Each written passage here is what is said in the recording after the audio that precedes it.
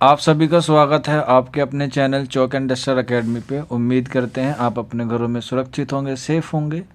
और आज मैं आपके लिए एक ख़ास वीडियो लेकर आया हूं। जैसा कि मैंने आपको प्रीवियस वीडियो में बताया था कि आपको अपना मॉनसून सेमेस्टर का जो फोलियो है वो कैसे फिल करना है और उसका जो कंप्लीट प्रोसेस है वो कैसे होगा। तो आज की वीडियो में बने रहिए, आपके जो सारे डाउट है वो मैं क्लियर करने की पूरी कोशिश करूँगा। तो आप देख सकते हैं ये एक बच्चे का जो है वो सेमेस्टर कार्ड आ गया, मॉनसून सेमेस्टर है और यह फ़िलोसफी का बच्चा था। तो उसी के रिगार्डिंग जो है इसका जो कन्फर्मेशन मैसेज है फोलियो का वो आ गया है। अब काफ़ी बच्चे परेशान हैं कि इसको हमें डिक्लेरेशन फॉर्म जो है वो किस तरह से फिल करना है, आपको अपनी जो सेंटर है उसके मेल पर भेजना है। तो आपने जैसे अपनी हैंड राइटिंग में फिल किया होगा, जैसे मैंने आपको पिछली वीडियो में दिखाया था, ये प्रोसेस मैंने आपको पिछली वीडियो में बताया था, आपने ये अच्छे से फिल कर दिया होगा और इसमें कोड वगैरह भी मैंने आपको बता दिए थे। तो काफ़ी कोर्सेज में क्रेडिट नहीं होते हैं तो आप उसे क्रेडिट को रहने दीजिए। और ऑप्शनल सब्जेक्ट मैंडेटरी नहीं है, आप चाहते हैं तो ले सकते हैं। और काफ़ी बच्चे ये परेशान कर रहे हैं कि सर हमारा कोर्स कोड नहीं आ रहा है, कि कोर्स कोड क्या भरें।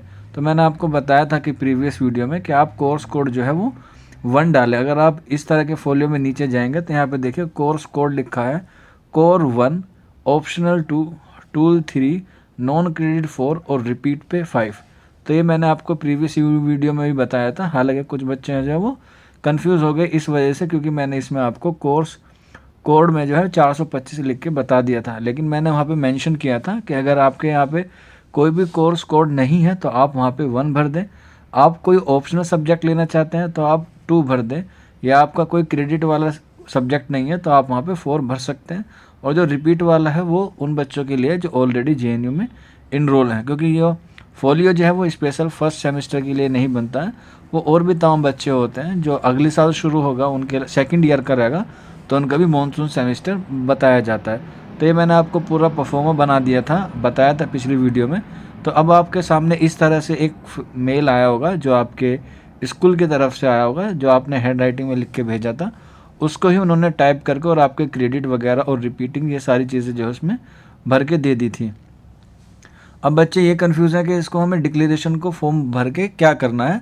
तो अब मैं आपको बता देता हूँ, इसमें आपको सब में NA कर देना है, क्योंकि अभी आपको जो है वो ना तो हॉस्टल मिला है और ना ही आप एम्प्लॉयमेंट हैं, यानी कहीं सरकारी नौकरी करते हैं। यहाँ पे आप देख सकते हैं ये सारी चीज़ों में आपको NA लिख देना है, क्योंकि जब आपका हॉस्टल होगा तो यहाँ पे पॉइंट नंबर 3 में देख सकते हैं resident in the hostel from कब से कब तक का है, और आप जो प्रेजेंट है वो किस हॉस्टल में रह रहे हैं ये आपको लिखना होगा। बाकी सब में आप जो है वो NA लिख दें।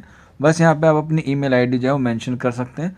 उसके बाद यहाँ पे आप नीचे देख सकते हैं लेफ़्ट साइड में डेट डाल देनी है और फिर सिग्नेचर करके इसे दोबारा से आपको जो है अपने मेल आईडी पे भेज देना है, अपने स्कूल की पे। बस यहाँ आपका जो एडमिशन प्रोसेस है वो बिल्कुल कंप्लीट हो जाएगा। तो घबराने की ज़रूरत नहीं है। काफ़ी बच्चे जो है परेशान है कि उनका प्री इनरोलमेंट फॉर्म जो अभी तक नहीं आया, तो वेट कीजिए, आपके जो डॉक्यूमेंट्स है वो अंडर प्रोसेसिंग है। बाकी आपका कोई भी क्वेरी है, कोई भी कमेंट है तो आप नीचे कमेंट बॉक्स में हमसे पूछ सकते हैं। हम आपको पूरी कोशिश करेंगे आपकी मदद करने की। तो ये डिक्लेरेशन फॉर्म था। हालांकि अगर इसमें किसी से भी कोई गलती हो जाती है तो घबराने की ज़रूरत नहीं है, आप अपने स्कूल में जाके जो है वो इसके बारे में बात कर सकते हैं। दूसरी बात ये भी काफ़ी बच्चे परेशान हैं इस बात को लेके कि सर हम कोई सब्जेक्ट अगर छोड़ना चाहे, मान लीजिए कि यही वाला जो बच्चा है ये कोर्स कोड जो है कोर्स नंबर PH401S, तो इसमें अगर इसके पास ऑप्शन होगा तो उसे सब्जेक्ट को चेंज कर सकता है। अगर ऑप्शन ही नहीं है और वाला कि 2 सब्जेक्ट में से कोई आप एक सब्जेक्ट ले सकते हैं, तब आप उसके लिए जो है वो ऑप्शनल सब्जेक्ट के साथ साथ आप उसे ऐड भी कर सकते हैं या ड्रॉप भी कर सकते हैं। ये फैसिलिटी सिर्फ उसी सब्जेक्ट के साथ होगी जिसमें किसी भी तरह की कोई चॉइस नहीं होगी। यानी कि मान लीजिए अगर चॉइस है तो आप जो है ऐड और ड्रॉप कर सकते हैं, अगर चॉइस नहीं है तो आप ऐड और ड्रॉप नहीं कर सकते, क्योंकि वो आपका कंपलसरी रहेगा। तो मैं एक बार और मैं आपको बता देता हूँ, काफ़ी अगर आप जो है वो परेशान ना हो, कि आप देख सकते हैं यहाँ पे कोर्स कोड जो है यहाँ पे आप 425 की जगह 01 भी लिख सकते हैं, कोई इसमें घबराने वाली बात नहीं है। या फिर आप उसे ब्लैंक भी छोड़ सकते हैं, बाकी वहाँ से आपको इस तरह से प्रिंट होके आ जाएगा जैसा कि आप ऊपर देख रहे हैं। ठीक है, तो ये सारी चीज़ें थी, आपको उम्मीद करते हैं समझ में आ गई होंगी।